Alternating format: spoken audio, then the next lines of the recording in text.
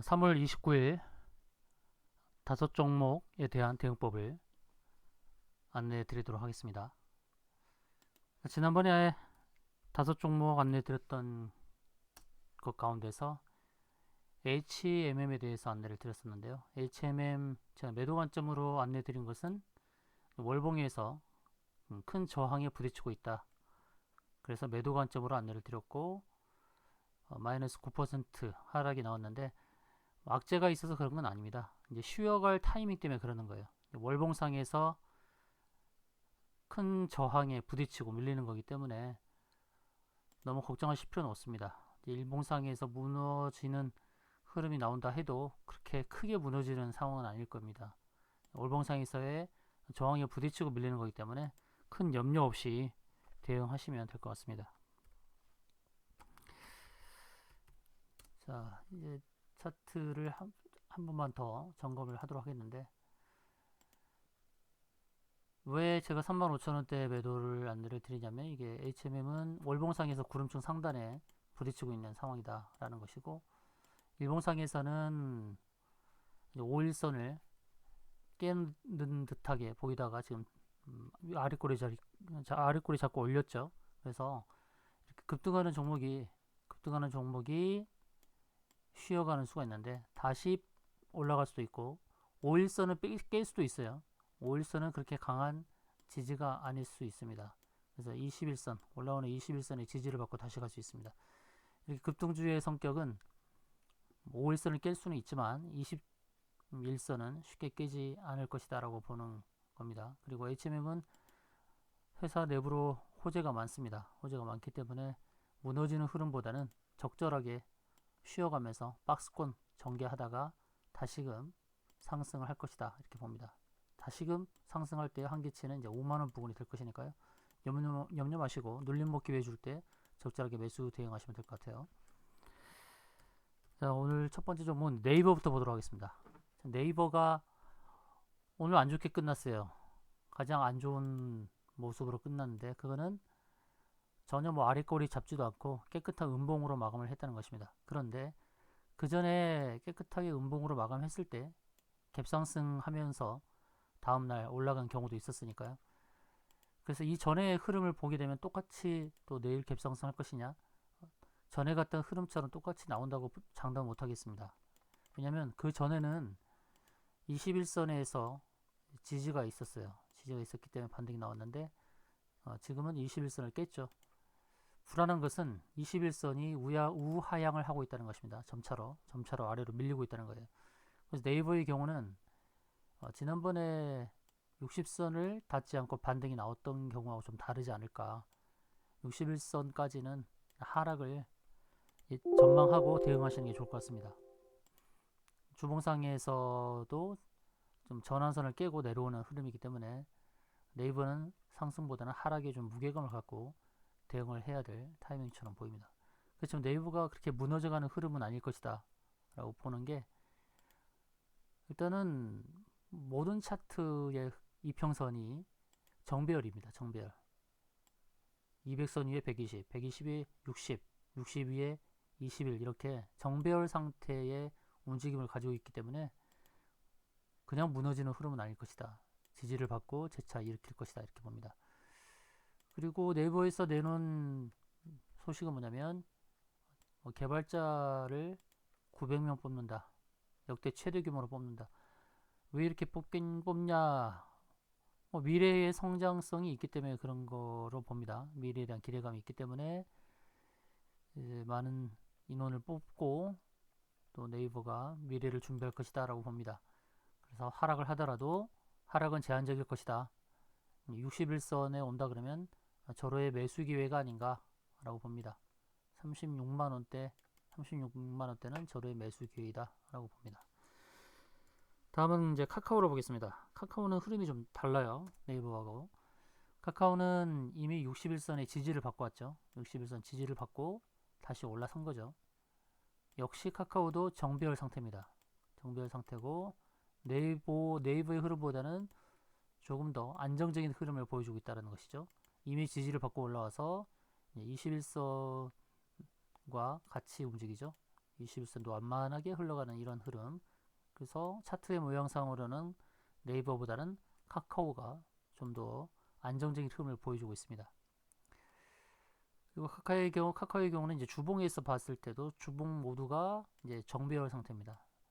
20주, 60주, 120, 240주 이렇게 차례차례 놓여 있으면서 점진적인 우상향하는 그런 흐름으로 전개가 되고 있습니다. 그래서 네이버보다는 카카오가 훨씬 안정적인 흐름, 그리고 월봉상에서 5월선을 터치하면서 지지도 이루어진 모습. 그래서 월봉 5월선에서, 일봉에서는 61선에서 지지가 이루어졌죠.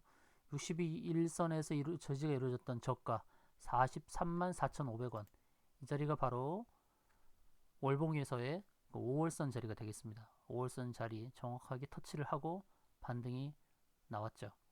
그래서 흐름은 카카오가 네이버보다 훨씬 좋고, 이런 흐름이라면 전고점 51만 9천원도 넘어설 수 있는 그런 흐름이다 라고 보시면 되겠습니다. 다음은 이제 NC소프트인데요. NC소프트가 오늘 급락이 나왔죠. 한 가지 안 좋은 것은 계속해서 121선 지지를 받는 가운데 오늘 두 개의 이평선을 한 번에 무너뜨렸다는 것, 이것이 이제 안 좋은 모습으로 보여집니다. 급락의 사유는 리포트, 이제 증권사 리포트 나온 게 있는데, 일단 리포트 브리핑에서는 뭐 기대치를 잠시 낮출 필요가 있다 이렇게 얘기가 나왔어요. 일단 리니지 2M이 지금 해외 흥행에서 이제 부진을 겪고 있는 그런 상황이죠. 그래서 목표 주가를 이제 하향을 하게 됐죠. 그 블레이드 앤 소울 2 출시 전에 이제 공백기가 있죠. 그 공백기만큼 주가는 하락 부진을 겪을 수가 있어요. 그러나 우리는 이 상황을 기회로 봐야 됩니다.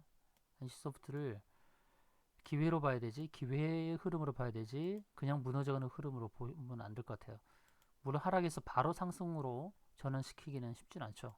그러나 주봉에서 60주선에서 지지가 과거 이루어졌다는 점, 그리고 60주선에 가까워온다는 점, 이거는 좋게 보고 있습니다. 혹시 더 밀린다 하더라도 75만원 선은 절호의 매수 기회가 될 것이다.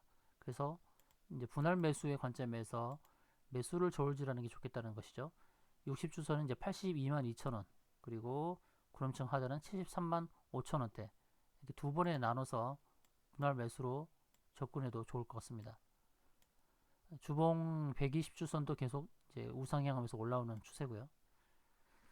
급락이 나왔지만 그렇게 두려워할 자리는 아니다. 오히려 매수로 대응하면서 반등을 노릴 수 있는 그런 자리로 보여집니다. 월봉에서는 이제 매물대에 지지를 받을 수도 있는 그런 모습이죠. 매물대 무너뜨린다 하도 괜찮습니다. 괜찮은 게 월봉에서는 이제 기존선과 20주선에서 지지를 받을 수 있는 그런 흐름이에요. 그래서 80만원이 깨지는 것이 오히려 매수자 입장에서는 절호의 기회가 될 것이다 라고 봅니다. 일봉에서는 좀 무너져가는 흐름이지만 절호의 매수 기회인 것이 80만원 초반대에 한번 매수의 기회가 있고, 그리고 73만 5천원 부분까지 하락해주면 정말 더 좋은 매수의 기회가 되겠죠. 그러나 일단은 안정적으로 82만원, 82만 2천원 부근에서 한번 매수를 하는 게 좋을 것 같습니다. 여기서 반등이 나올 수도 있잖아요. 바로 이 반등이 나올 수 있어요. 73만 5천원까지 하락하지 않고 반등이 나올 수도 있습니다. 블레이드 앤 소울 2의 이제 출시가 나오기 전까지는 공백이 있다 하더라도 그 공백 기간에 하락을 해준다면 절호의 매수 찬스가 되지 않을까 이렇게 보고 있습니다. 다음은 이제 대한전선을 보겠습니다. 대한전선 계속 이제 M&A 대상이 되면서 매각에 대한 좋은 내용이 흘러나오고 있죠. 계속해서 하락했던 흐름을 반등으로 이렇게 전환을 시킨 상태입니다. 그리고 오늘 의미 있는 것은 120선과 61선을 동시에 넘어섰다는 것, 그리고 거래가 크게 일어났다는 것, 이제 긍정적이죠. 이제 추가 상승이 충분히 가능한 자리가 되겠고요. 단기적으로 온다 그러면 이제 매물대 바로 직전에 있습니다. 그래서 매물대를 뚫으려면 또 큰 거래량이 필요할 텐데, 매물대 전에 매도를 끊는 것도 괜찮습니다. 오늘 고점이 1235원인데 매물대 바로 직전에서 꺾였습니다만 1250원까지는 일단 1차적으로 상승이 가능하고, 매물대를 넘어서는 순간에는 이제 주봉에서 봤을 때 전고점을 돌파할 수 있는 그런 상황에 놓여 있습니다. 계속해서 매각에 대한 호재성 뉴스가 나오는 상황이고, 오늘은 또 호반 그룹에서 또 매수에 대한 또 의견이 나오고 하는 이런 상황인데, 대한전선은 추가적인 상승이 가능하다는 것이고, 1차적으로는 1250원대에 부딪힐 수 있지만 매물대를 뚫어주는 큰 거래량이 이제 나와준다 그러면, 이 매물대를 뚫는 큰 거래량이 나와준다 그러면 일봉상에서는 구름층 상단 1390원대까지도 상승이 나올 수 있습니다. 큰 거래량이 나오면서 여기를 뚫고 가면서 계속 구름층 상단을 터치하는 그런 흐름이 나올 수 있어요. 어떻게 보면 1440원이 맥시멈이 되겠네요. 1440원대까지 큰 상승이 나올 수도 있다 라고 보는 게, 이제 그 전에 갔던 고점에서의 그 거래량 많이 나왔던 것이 있죠. 이제 주식 수가 좀 많아요. 8억 주가 되거든요. 8억 5천만 주, 8억 5천만 주가 되고 2억 8천만 주가 거래된 날이 있었죠. 2억 8천만 주, 거의 뭐 4분의 1 정도, 주식수의 4분의 1 정도 거래되는 날이 있었는데, 바로 그러한 거래량이 터지면서 위로 치고 갈 수 있다라는 것이죠.